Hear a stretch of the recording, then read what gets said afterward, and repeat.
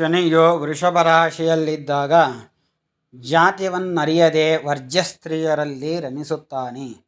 ವಸ್ತ್ರ, ಪಾತ್ರೆ ಮುಂತಾದ ಮನೆಗೆ ಬೇಕಾದ ವಸ್ತುಗಳು ಸ್ವಲ್ಪವೇ ಇರುತ್ತವೆ.